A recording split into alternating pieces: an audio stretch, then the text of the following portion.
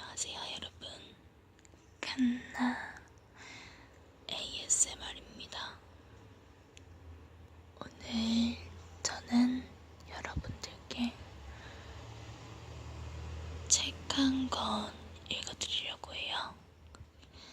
이 책은 제목이 동백꽃인데 짧은 5가지 이야기를 한 권에 묶어둔 책이에요. 글량이 그렇게 많지도 않고 해서 여러분들한테 읽어드리기에 저도 부담 없고 여러분들이 잠들 수 있는 시간도 충분한 것 같아서 이 책을 한번 골라봤어요. 오늘은 일단 동백꽃이라는 책을 읽을 거예요.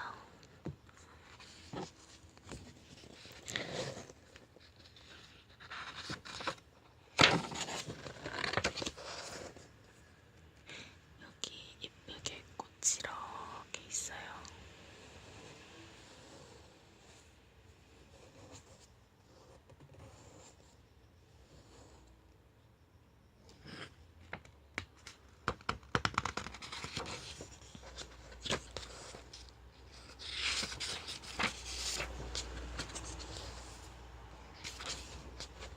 자, 여기 보면은 여기는 7페이지부터 동백꽃, 27페이지부터 봄봄, 55페이지부터 땡볕, 73페이지부터는 옥토끼, 85페이지부턴 금 따는 콩밭, 이렇게 5가지 작품이 있어요.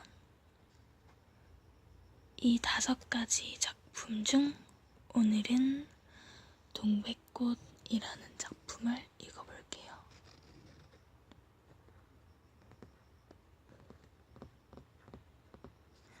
여기 수탉도 되게 귀엽게 있어요.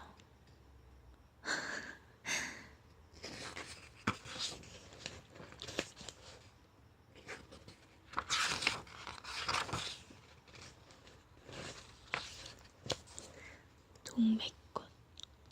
오늘도 또 우리 수탉이 막 쪼였다. 내가 점심을 먹고 나무를 하러 갈 양으로 나올 때였다. 산으로 올라서려니까 등 뒤에서 부드덕 부드덕 하고 닭의 횟소리가 야단이다. 깜짝 놀라서 고개를 돌려보니 아니나 다르랴 두 놈이 또 얼렸다. 점순내 수탉이 덩저리 작은 우리 수탉을 함부로 해내는 것이다. 그것도 그냥 해내는 것이 아니라 부드덕 하고 면두를 쪼고 물러섰다가 좀 사이를 두고 또 부드덕 하고 모가지를 쪼았다. 이렇게 멋을 부려가며 여지없이 닦아놓는다. 그러면 이 못생긴 것은 쪼일 적마다 주둥이로 땅을 박으며 그 비명이 킥킥 할 뿐이다. 물론 미처 아물지도 않은 면들을 또 쪼여 붉은 선혈은 뚝뚝 떨어진다. 이걸 가만히 내려보자니 내 뇌강이가 터져 피가 흐르는 것 같이 두 눈에 잔소리를 두르 늘어놓다가 남이 들을까봐 손으로 입을 틀어막고는 그 속에서 깔깔댄다.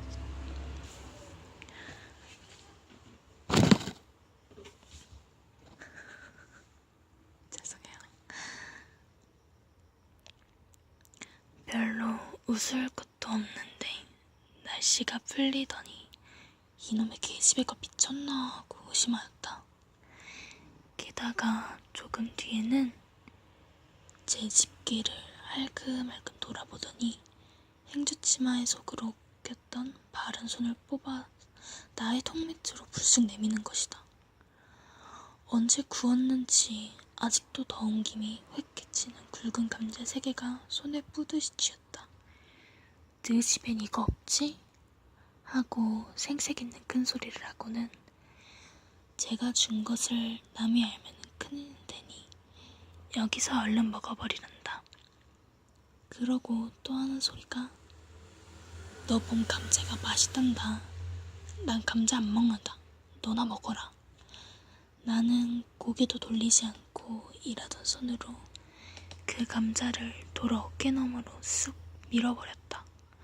그랬더니 그래도 가는 기색 없고 뿐만 아니라 새끈새끈하고 심상치 않게 숨소리가 점점 거칠어진다. 이건 또 뭐야 싶어서 그때서야 비로소 돌아보니 나는 참으로 놀랐다. 우리가 이 동리에 들어온 것은 근 3년째 되었지만 여태껏 까무잡잡한 점순이의 얼굴이 이렇게까지 홍당무처럼 새빨개진 법이 없었다. 게다가 눈에 독을 올리고 한참 나를 요렇게 쏘아보더니 나중에는 눈물까지 어리는 것이 아니냐. 그리고 바구니를 다시 집어들더니 이를 꼭 악물고는 엎어질 듯 자빠질 듯 눈뜨고로 잉어하게 달아나는 것이다. 어쩌다 동리 어른이 너 얼른 시집가야지 하고 웃으면 염려 마서요. 갈 때 되면 어련히 갈라고.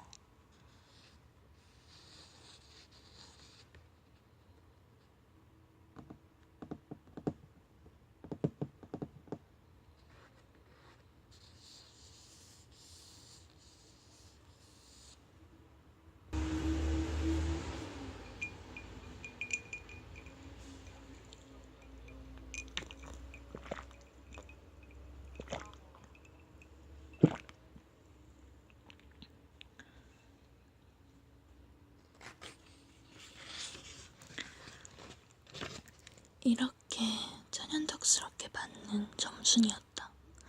분시 부끄럼을 타는 계집애도 아니려니와 또한 분하다고 눈에 눈물을 보일 얼병이도 아니다. 분하면 차라리 나의 등허리를 바구니로 한번 모질게 후려세리고 달아날지언정. 그런데 고약한 극고를 하고 가더니 그 뒤로는 나를 보면 잡아먹으려고 귀를 복복 쓰는 것이다. 서로 주는 감자를 안 받아먹은 것이 실례라 하면 그냥 주면 그냥 줬지. 네 집엔 이거 없지는 다 뭐냐. 그렇지 않아도 저희는 마름이고 우리는 그 손에서 배제를 얻어 땅을 붙임으로 일상 굽실거린다. 우리가 이 마을에 처음 들어와 집이 없어서 곤란으로 지낼 때 집터를 빌리고 그 위에 집을 또 짓도록 마련해 준 것도 점순네 호의였다. 그리고 우리 어머니 아버지도 농사 때 양식이 달리면 점순네한테 가서 부지런히 구워다 먹으면서 인품 그런 집은 다시 없으리라고 침이 마르도록 칭찬하는 것이었다. 그러면서도 17이나 된 것들이 수근수근하고 붙어 다니면 동리에 소문이 사납다고 주의를 시켜준 것도 또 어머니였다. 왜냐하면 내가 점순이하고 일을 저질렀다가는 점순네가 노할 것이고 그러면 우리는 땅도 떨어지고 집도 내쫓기고 하지 않으면 안 되는 까닭이었다. 그런데 이놈의 계집애가 까닭없이 귀를 복복 쓰며 나를 말려 죽이려고 드는 것이다. 눈물을 흘리고 간 다음날 저녁나절이었다. 나무를 한 짐 잔뜩 지고 산을 내려오려니까 어디서 닭이 죽는 소리를 친다. 이거 네 집에서 닭을 잡나 하고 점순네 울 뒤로 돌아오다가 나는 고만 두 눈이 둥그랬다. 점순이가 저희 집 봉당에 홀로 걸터 앉았는데 이게 차마 앞에다 우리 씨암탉을 꼭 붙들어 놓고는 이놈의 닭 죽어라 죽어라 요렇게 안방스레 패주는 것이 아닌가. 그것도 대가리나 치면 모른다만 아주 알도 못 나으라고 그 볼기닦개를 주먹으로 콕콕 쥐어받는 것이다. 나는 눈에 쌍심지가 오르고 사지가 부르르 떨렸으나 사방을 한번 휘돌아보고 그제야 점순이 집에 아무도 없음을 알았다. 차분참 지게 막대기를 들어 울타리에 중턱을 후려치며 이놈의 계집애 남의 닭 알 못 낳으라고 그러니? 하고 소리를 빽 질렀다.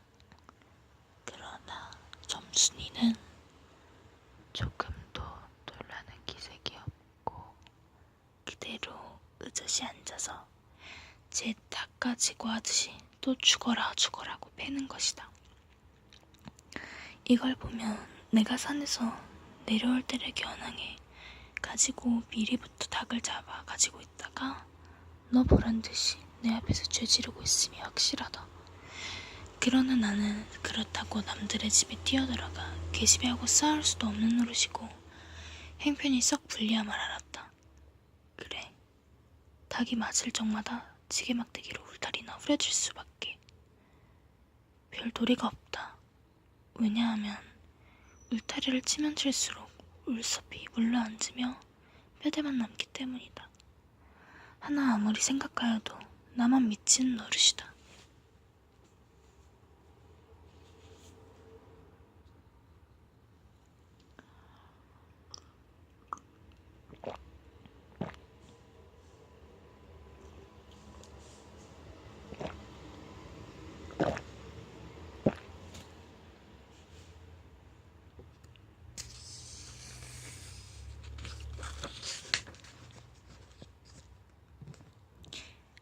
야 이년아, 남의 닭을 아주 죽일 테냐? 내가 도끼 눈을 뜨고 다시 꽤 호령을 하니까 그제야 울타리께로 쪼르르 오더니 울 밖에 섰는 나의 머리를 겨누고 닭을 내팽개친다. 에이서 더럽다 더러워. 더러운 걸 널더러 입대 끼고 있으랬니? 망할 개신년 같으니. 하고 나도 더럽단 듯이 울타리께를 흉악하게 돌아내리며 약이 오를 대로 다 올랐다. 암탉이 풍기는 서슬의 나의 이마빼기에다 물치똥을 찍 갈겼는데 그걸 본다면 알집만 터졌을 뿐만 아니라 골병은 단단히 든 듯 싶다. 그리고 나의 등 뒤를 향하여 나에게만 들릴 듯 말 듯한 음성으로 이 바보 녀석아, 너 베네병신이지? 그만둬 좋으련만. 너 아버지가 고자라지? 뭐? 우리 아버지가 그래 고자야? 할 양으로 열방거지가 나서 고개를 획 돌려 바라봤더니 그때까지 울타리 위로 나와 있어야 할 점순이의 대가리가 어디로 갔는지 보이지 않는다. 그러다 돌아서서 오자면 아까의 한 욕을 울 밖으로 또 퍼붓는 것이다. 욕을 이토록 먹어 가면서도 대가리 한마디 못하는 걸 생각하니 돌부리에 채어 발톱밑이 터지는 것도 모를만치 분하고 급기야는 두 눈에 눈물까지 불끈 내솟는다.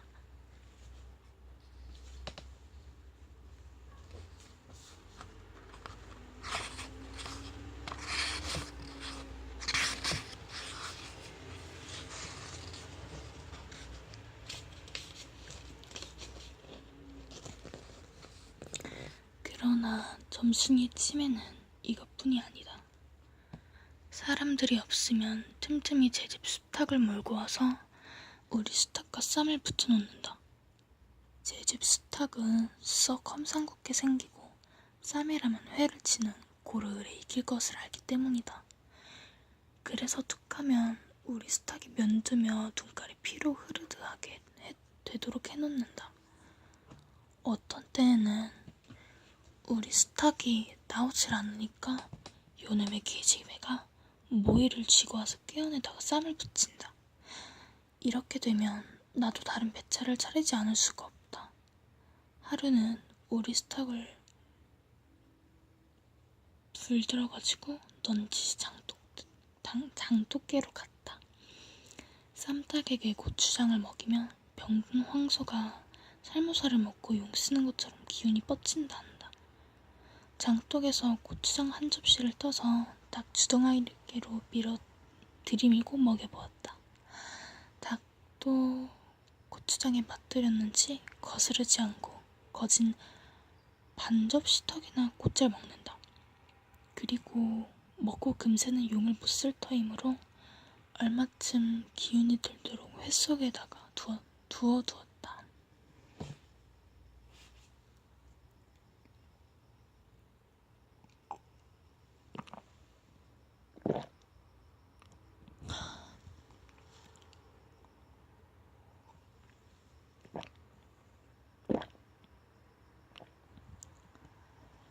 밭에 두엄을 두어 짐 내고 나서 쉴 참에 그 닭을 안고 밖으로 나왔다.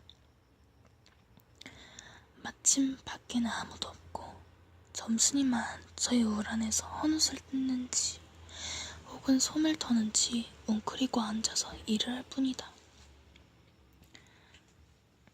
나는 점순네 수탉이 노는 밭으로 가서 닭을 내려놓고 가만히 맥을 보았다. 두 닭은 여전히 얼려 싸움을 하는데 처음엔 아무 보람이 없다. 멋지게 쪼는 바람에 우리 수탉은 또 피를 흘리고 그러면서도 날개 죽지만 부드덕 하고 올라뛰고 할 뿐으로 제법 한번 쪼아보지도 못한다. 그러나 한 번은 어쩐 일인지 용을 쓰고 펄쩍 뛰더니 발톱으로 눈을 합이고 내려오며 면도를 쪼았다. 큰 닭도 여기에는 놀랐는지 뒤로 멈시라며 물러난다. 이 기회를 타서 작은 오리 수탉이 또 날쌔게 덤벼들어 다시 면도를 쪼니 그제는 감태 사나운 그 대강이에도 피가 흐르지 않을 수 없었다. 옳다 알았다. 고추장만 먹이면 되는구나 하고 나는 속으로 아주 쟁그러워 죽겠다. 그때에는 뜻밖의 내가 쌈닭을 붙여놓는데 놀라서 울 밖으로 내다보고 섰던 점순이도 입맛이 쓴지 눈살을 찌푸렸다. 나는 두 손으로 볼기짝을 두드리며 연방 잘한다 하고 신이 머리끝까지 뻗쳤다. 그러나 얼마 되지 않아서 나는 넋이 풀려 기둥같이 묵묵히 서 있게 되었다.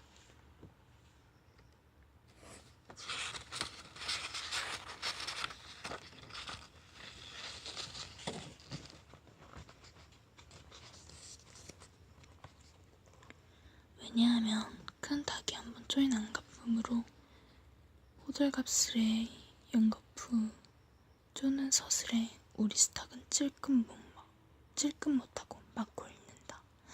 이걸 보고서 이번에는 점순이가 깔깔거리고 되도록 이쪽에서 많이 들으라고 웃는 것이다. 나는 보다 못해 덤벼들어서 우리 수탉을 붙들어가지고 도로 집으로 들어왔다. 고추장을 좀 더 먹였더라면 좋았을걸. 너무 급하게 쌈을 붙인 것이 퍽 후회가 난다.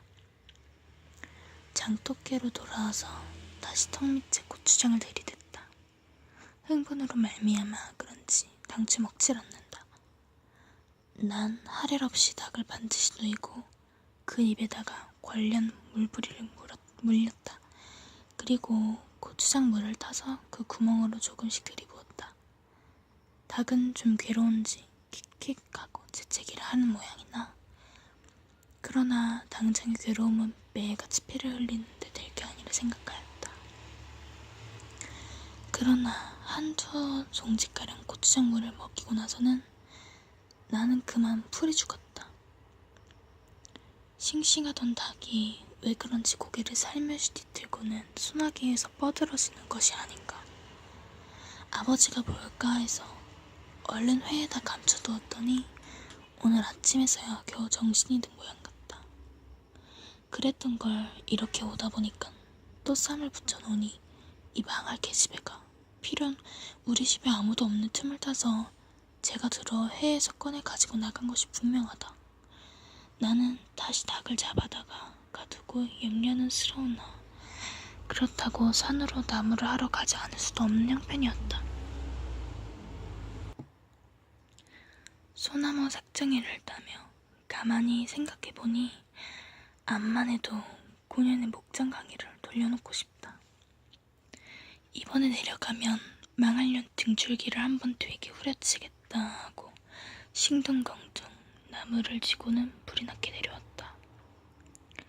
거지반 집에 다 내려와서 난 호두기 소리를 듣고 발이 딱 멈추었다. 산기슭에 널려있는 굵은 바위돌쯤에 노란 동백꽃이 소보록하니 깔렸다. 그 틈에 끼어 앉아서 점순이가 청승맞게 시리 호두기를 불고 있는 것이다. 그보다도 더 놀란 것은 그 앞에서도 푸드덕 푸드덕 푸드덕 푸드덕 하고 들리는 닭의 횟소리다.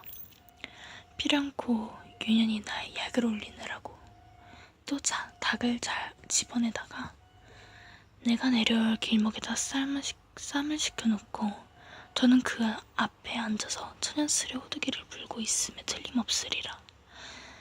나는 약이 어릴 대로 다 올라서 두 눈에서 불과 함께 눈물이 퍽 쏟아졌다. 나무 지게도 벗어놓을 새 없이 그대로 내 동댕이 치고는 지게 막대기를 뻗치고 허둥지둥 달려들었다. 가까이 와보니 과연 나의 짐작대로 우리 수탉이 피를 흘리고 거의 빈사지경에 이르렀다. 닭도 딸기려니와 그럼에도 불구하고 눈 하나 깜짝없이 그대로 앉아서 호두기만 부는 그 꼴에 더욱 치가 떨린다. 동리에서도 소문이 났거니와 나도 한때는 걱실걱실히 일 잘하고 얼굴 예쁜 계집애인 줄 알았더니 시방 보니 그 눈깔이 꼭 여우 새끼 같다. 나는 대뜸 달려들어서 나도 모르는 사이에 큰 수탉을 단매로 때려 엎었다. 닭은 푹 엎어진 채 다리 하나 꼼짝 못하고 그대로 죽어버렸다. 그리고 나는 멍하니 섰다가 점순이가 매섭게 눈을 호흡뜨고 닥치는 바람에 뒤로 벌렁 나자빠졌다. 이놈아, 너는 왜 남의 닭을 때려 죽이니? 그럼 어때? 하고 일어나다가 뭐 이 자식아? 네 십닭인데? 하고 복장을 떠미는 바람에 다시 벌렁 자빠졌다. 그러고 나서 가만히 생각하니 분하기도 하고 무한도스럽고 또 한편 일을 저질렀으니 인젠 땅이 떨어지고 집에서도 내쫓기고 해야 될지 모른다. 나는 비슬비슬 일어나며 소매자락으로 눈을 가리고 얼김에 엉 하고 울음을 놓았다. 그러다가 점순이가 앞으로 다가와서 그럼 너 이다음부터 안 그럴 테냐? 하고 물을 때야 비로소 살 길을 찾은 듯 싶었다. 나는 눈물을 우선 씻고 뭘 안 그러는지 명색도 모르건만 그래? 하고 부턱대고 대답하였다. 요담부터 너 그래 봐라. 내 자꾸 못살게 굴 테니. 그래 인젠 안 그럴 테야. 닭 죽은 건 염려 마라. 내 안 잃을 테니.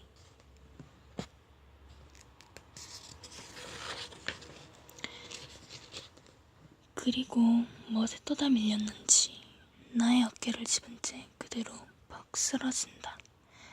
그 바람에 나의 몸뚱이도 겹쳐서 쓰러지며 한창 피어 퍼들어진 노란 동백꽃 속으로 폭 파묻혀버렸다. 알싸한 그리고 향긋한 그 냄새에 난 땅이 꺼지듯이 온 정신이 고만 아찔하였다. 너 말 봐라? 그래, 조금 있더니 여 아래서 점순아 인연이 바느질을 하다 말고 어딜 갔어? 하고 어딜 갔다 온 듯 싶은 그 그 어머니가 역정이 대단히 났다. 점순이가 겁을 잔뜩 집어먹고 꽃밑을 살금살금 기어서 산 아래로 내려간다.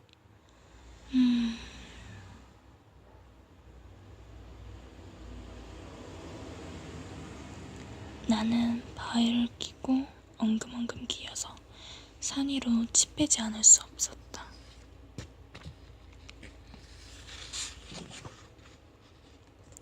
네, 여기까지가 동백꽃.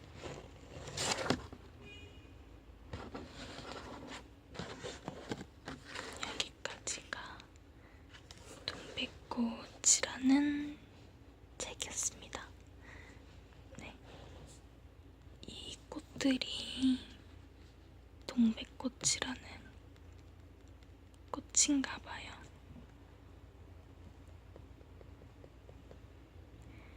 저는 동백꽃을 한 번도 실물로 본 적이 없는데 혹시 여러분들은 보신 적 있나요? 그림으로 봤을 때는 되게 복슬복슬하니 귀여울 것 같이 생겼어요. 여기 내용이 참 읽어보니까 막 피 얘기도 나오고 해서 사실 조금 놀랐어요.